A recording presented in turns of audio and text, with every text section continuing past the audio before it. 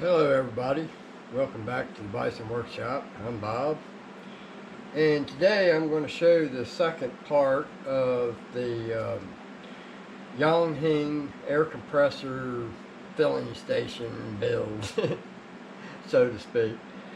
I think I'm going to throw everything in. I think I'm going to even throw in a thing that wipes your ass for you. Sure would be nice to have something that would do that for you. Anyway, just finishing up my Trump coffee. I got started turning the second piece, but I thought, well, I better not go too far. I better let you guys know what I'm doing here. I'll show you what I got going on here. Alright, so right here is the radiator system that I come up with, and these are just sitting in there. That's what we're working on right now, is these pieces. And we're going to make those pieces so that we can thread this 1/4 inch elbow stainless steel compression fitting. And I was going to run copper the whole way, but there's two reasons why I want to do the clear. I want to see that fluid going through there, and I chose to use water wetter because it's pink. So I did go get some antifreeze, but I really don't want to use it. I got that just in case the other wasn't going to work. But so what we're doing now on the lathe is I went over to Dale's today, and I had an extra DRO that could be used on another axis on a lathe or a mill, and I asked him, since I had an extra one, if he wanted it. I put it on for him, and he said, yeah, I'd like to have DRO on one of his axes on his new mill. So I went over to do it, but I happened to look underneath the bench and seen a square piece that would work perfect for this. Square piece of square aluminum stock that was about the same size as this, just a hair bigger than this, but it's the same size. So, as far as I'm concerned. So we're making these pieces on the lathe with square stock in a 4-jaw chuck. And then we're going to thread it. And this one will go in that direction, and this one will go in this direction. And the reason I want to use the clear plastic hose is because, or clear rubber hose, is because I want to see my fluid going through. That helps me to know that it's flowing. That also helps me to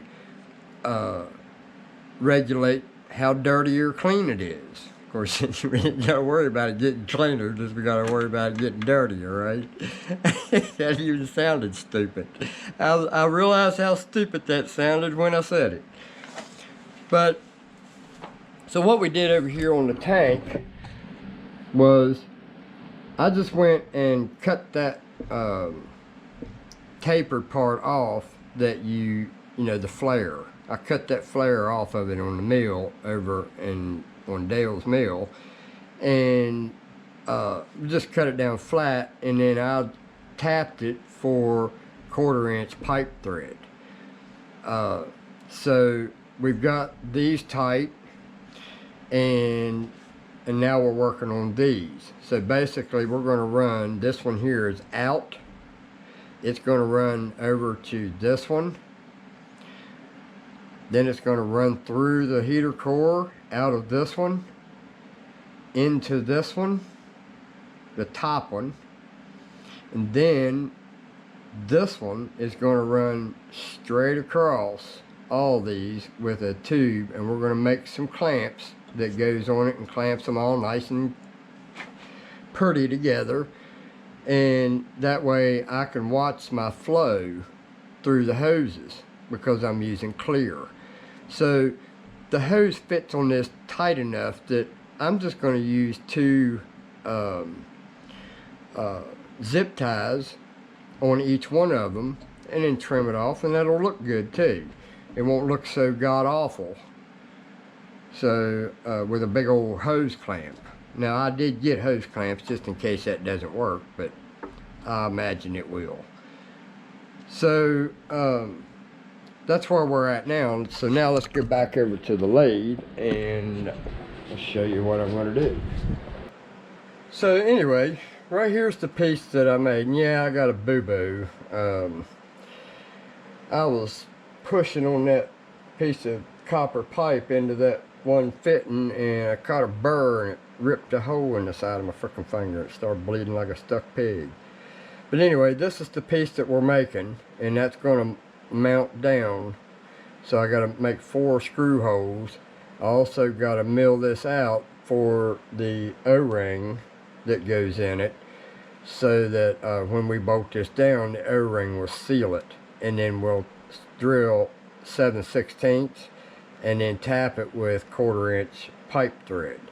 So right now I'm making the second one like this. Once I've got this done, then I can put the 3-jaw chuck back in, and I'm just going to leave this square right in that damn chuck. Set it over here and use it from now on. Of course, we're getting a little small, so once they get so small, it's hard to work with. But anyway, so once we get this part done and we take it over to the bandsaw and cut it off, then I'll turn these around in the 3-jaw, face it, so that will make it parallel with this side, and then we'll drill it, tap it, and I don't know about the how I'm going to do the holes on the I'm probably going to end up using the dividing head. I really didn't want to do that, but we'll see. We'll see how close tolerance it has to be. I might be able to do it by eye. Fat chance, right? So we're going to turn this down to this size right here, so enjoy the music.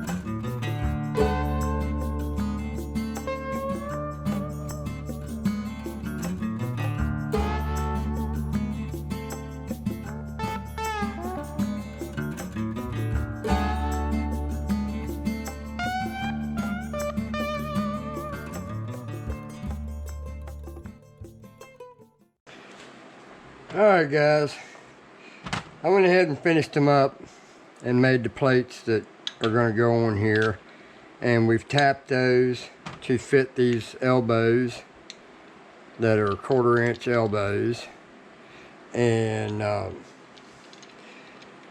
just show you how I'm going to put this together. Now originally it had these things right here that went on here like that. Alright, well, we know that wasn't going to work because it's too big a hose and I wasn't using that. And it has this crust rubber washer that when you tighten it down, it crushes and creates a seal. So basically what I did was went into the inside of this and made both of them so that they hold the O-ring. Now this one over here I got just a little bit bigger, but it ain't going to matter. It'll work just fine. So anyway, we got to do a little bit of trimming here real quick. Feel a little sharp edge right there.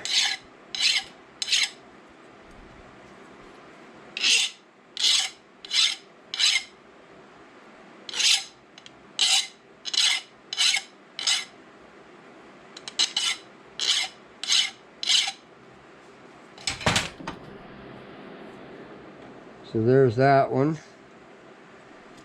We're going to take these screws out of this one. Put them in there because I didn't want to lose them.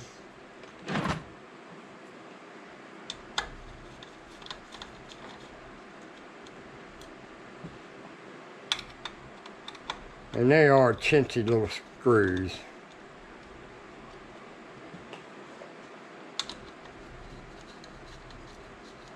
I don't know why they didn't just make it so threaded, so you put whatever you wanted in there. I mean, it's pretty universal. I mean, it looks kind of like a radiator, don't it? But what I did on the inside of this is you can see how deep it is in here. Well, when I put my shroud right here on, it's that far away. It's probably about 3/8 of an inch away from this. The reason I did it this way is because I wanted this fan to pull throughout the whole surface. I mean, it doesn't do no good to have all these fans all around it if you're not going to utilize them. So if you put your square fan in the middle, the only part that's going to cool is the part that's in behind the fan. The rest of this, it might get a little cooling, but it ain't going to get much. So to maximize your cooling, you want a shroud on it so that the fan is far enough away from the radiator so that it is forced to pull from every place that air can come between in a hole.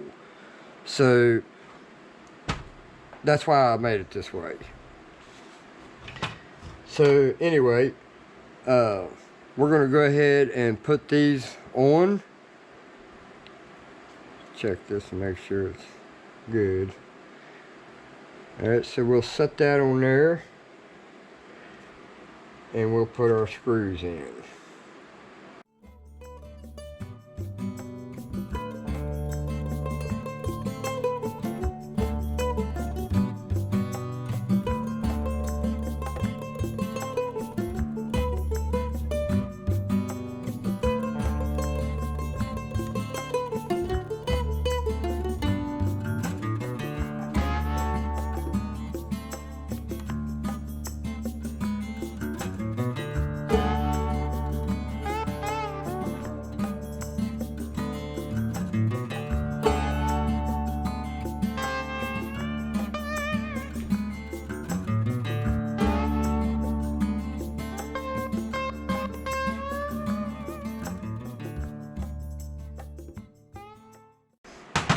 Alright, so now we've got that ready, so now we'll bring it over here and show you what we're going to do.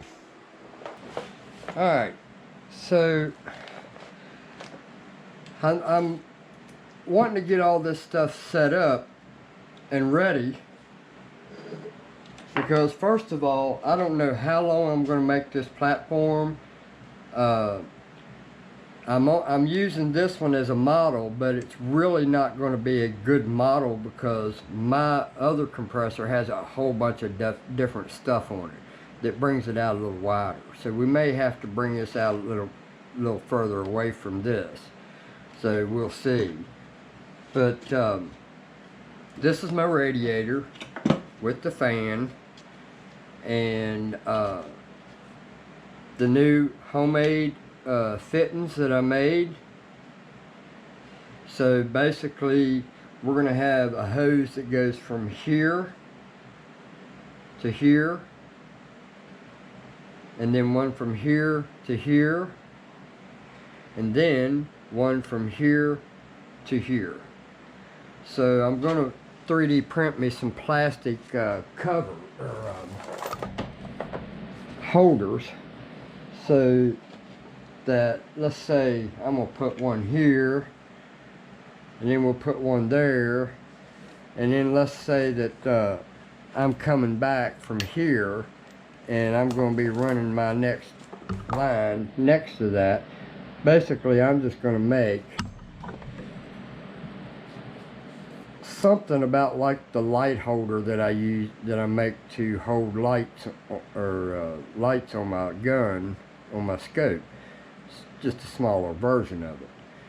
And we'll try to make this look really nice. And then we got to make a control panel. So I'm kind of wanting the control panel to be over here in the front, but we may have to just make us a standoff that comes up and then have our control panel up here. And, you know, just right in this area we'll have our control panel right here. So then I've got to build a gun lean-to put on it, so that I can just set my gun in place, hook my line up, and then pump the air to it.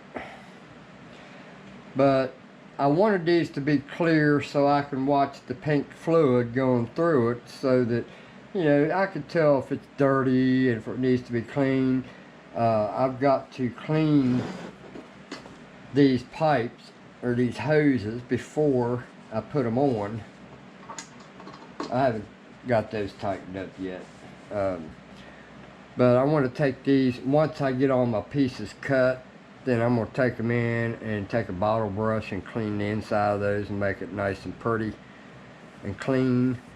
And then I got to pump water through this to get rid of all the shavings that I might have missed.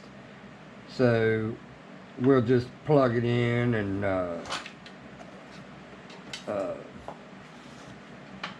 try it and pump water through it and test everything before we get started. And we'll probably test this also and make sure that everything's going to flow okay, which we already know it's going to. But I think these turned out pretty nice, man. I mean, I could have done this many different ways. I could have put some kind of design on this, rings, or we could have made it taper a little bit more, but this serves its purpose, and these were pretty simple and straightforward. The boring the pocket out for the O-ring or washer, whatever you want to call that thing, was basically the hardest part. I just eyeballed these with I basically took the old original one that mounts on here and put this in the vise upside down with the flat side up, clamped it to it, and took my center punch through each of the hole and center punched it, and then I just took it to the drill press and drilled the holes out. And I always go one extra size bigger, so that if I am just a little bit off, I have a little leeway that is going to allow me for adjustments. But I didn't really have to do that with this one because the original hose was good, but I still went an extra size up just so I had wiggle room. Like my wiggle room. So we're getting there. I haven't decided yet what I'm going to do with this. It's not going to stay this kind of wood. If it does stay this kind of wood, I'm going to make an aluminum cover to put on it or something. I don't know if I'm going to use aluminum or if I'm going to use something else. I don't know what I'm going to use, but I've got several options for covering this, and this hole I'm hoping will help me out by maybe running wires down underneath and having an outlet or something underneath, or a strip mounted underneath so that I can run wires through it.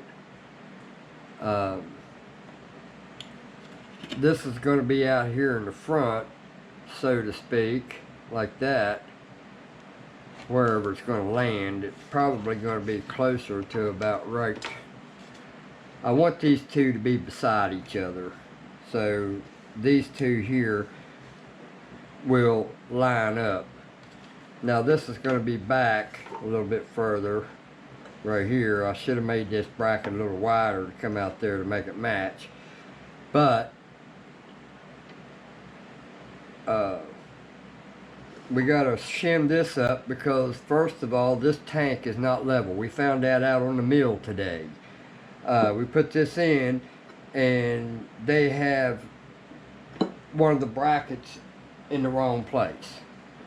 So the distance between the top and the bottom of this one should be exactly the same as the top of this and the bottom of the other bracket, but it's not.